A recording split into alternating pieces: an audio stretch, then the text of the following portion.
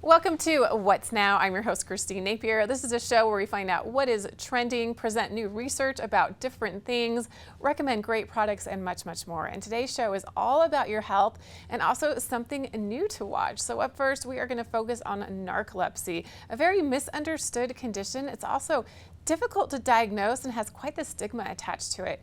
I recently spoke with a doctor and an individual who has narcolepsy. Here's more. Right now, we are going to discuss living with narcolepsy, the symptoms and misconceptions.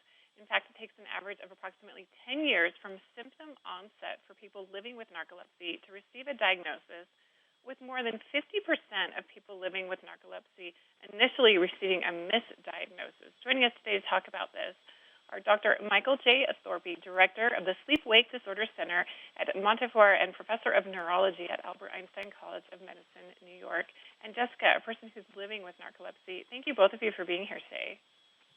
Thank you for having us. So, Doctor, let's start with you. What is narcolepsy? Well, narcolepsy is a chronic debilitating neurological disorder, and it has two main symptoms. One is tiredness, fatigue, and sleepiness that's present all day long, every day. The other is a weakness, a rather unusual weakness called cataplexy. It comes on with emotion. Not everybody has the weakness with emotion, but everybody does have the sleepiness. The weakness can be brought on by laughter, telling a joke, hearing a joke, sudden surprise. And when it's at worst, patients can fall to the ground. They may actually suffer injuries. In addition, there is disruption of the dreaming sleep at night, so that people will awaken more frequently at night and have components of the dream sleep that occur when they awake. So when they awaken in the morning, they may have a feeling of the paralysis of dream sleep, but yet be awake, a symptom we call sleep paralysis. Very frightening sensation for many patients. And they may dream during that time. And because they're awake, it seems like hallucinations. Again, very frightening symptoms. So narcolepsy is a 24-hour-a-day disorder. People can't keep awake during the daytime, and they have disturbed sleep at night. And how do healthcare professionals diagnose this rare neurological disorder? Well, as you mentioned, about 50% of people are undiagnosed. So the most important thing is that the patient who has anything suggestive of narcolepsy see their primary care physician, and he'll decide whether the patient needs to be referred to a sleep specialist. The sleep specialist will take a very detailed sleep history and work out whether the patient has the symptoms of narcolepsy, and he may decide that the patient needs an overnight sleep test as well as a daytime sleep test in order to document narcolepsy. Patients with narcolepsy tend to fall asleep more quickly on the test during the day, and they may go into the dreaming sleep during the day, and that really helps in the diagnosis. And Jessica, what is it like to be living with narcolepsy, and how does it impact your day-to-day life?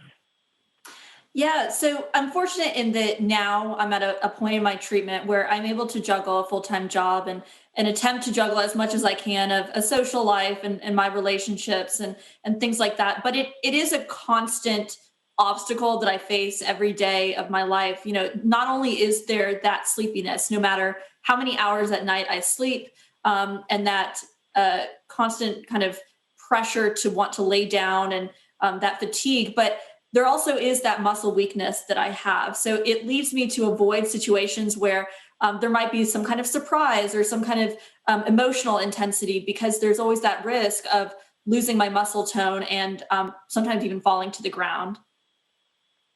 And what are some common misconceptions about narcolepsy, Jessica? And do you find that there's a stigma when people discuss this issue?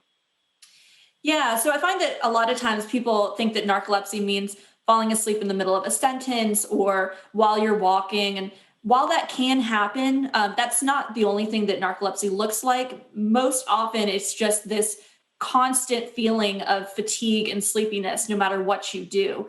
And I feel like sometimes people might assume that narcolepsy just means you're tired as everyone else gets tired. But it's a different kind of tired. It's the kind of tired that you experience after staying awake for days on end, and it never goes away. So it's something that's more pathological than just the sleepiness that we experience on a daily basis. And Dr. Thorpe, why is narcolepsy sometimes so challenging to diagnose, and why does it take so long to get a diagnosis? Well, part of the reason is that the symptoms can come on very gradually and people sort of learn to live with them. And they think everybody is as tired and fatigued and sleepy as they are.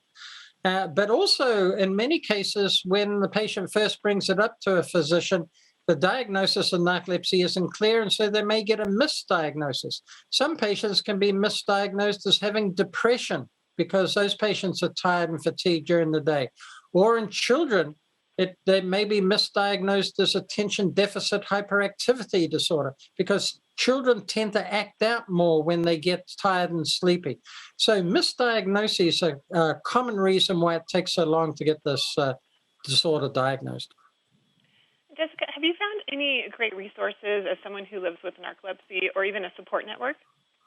I have. So there are support groups out there for people who have narcolepsy, and conferences that they can attend just so that they can realize they're not alone. There are other people out there who, for example, put rocks in their shoes to keep themselves awake, or things like that. You know, you find these little quirks that you share with other people that you thought you were the only one. But there are also some really great online resources out there. KnowNarcolepsy.com is one of these. And not only does it talk about the symptoms and allow you to check your own symptoms with those of narcolepsy, but it also gives you an opportunity to hear from others with narcolepsy so that they can get their stories out there as well. And Dr. Thorpe, anywhere else that we should get more information? Anything else we need to know?